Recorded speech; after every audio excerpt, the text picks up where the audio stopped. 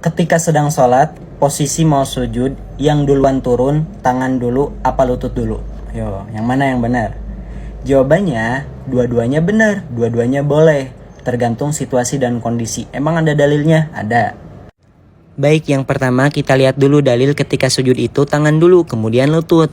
An Abi Hurairah radhiyallahu an, "Idza sajada falyadha yadayhi qabla rukbatayhi." Kata Abi Hurairah radhiyallahu an, Rasulullah memerintahkan ketika sujud itu tangan dulu, kemudian lutut. Sama halnya dengan Abdullah ibnu Umar, melihat Rasulullah sujud itu tangan dulu, kemudian lutut. Di sisi lain dari sahabat Wa'il ibnu Hujr, karena Nabi sallallahu alaihi wasallam idza sajada wada'a rukbatayhi qabla yadayhi.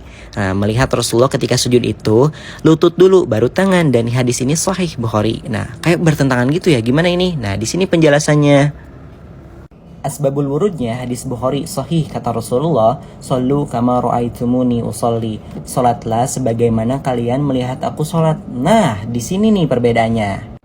Balik lagi nih yang tadi hadis pertama, kalau misalkan sujud itu tangan dulu baru lutut, kan ini tuh dari Abi Hurairah dan juga Abdullah ibnu Umar.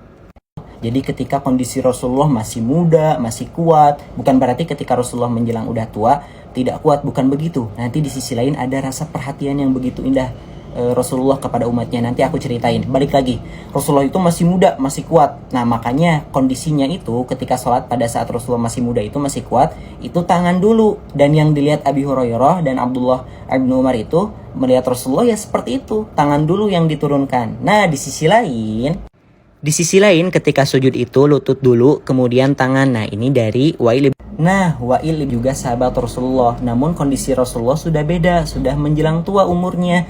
Nah, Wa'il melihat Rasulullah yang di umurnya sudah menjelang tua ketika sholat, itu yang turun dulu itu ketika mau sujud, itu lutut dulu, baru tangan.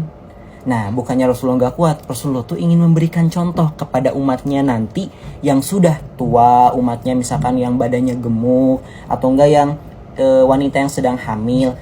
Kalau misalkan mau sujud tangan dulu itu susah, kesusahan. Maka dari itu Rasulullah contohkan, boleh lutut dulu agar mudah sujudnya. Nah, Rasulullah itu perhatian, Rasulullah itu memberikan contoh kepada umatnya nanti. Jadi kalau misalkan ada yang kesulitan nih tangan dulu gitu, yang udah tua kan sulit, atau yang gemuk kan sulit kalau misalkan tangan dulu, maka boleh lutut dulu baru tangan. Nah, maka dari itu tergantung kondisi juga. Nah, itu ya betapa baiknya Rasulullah.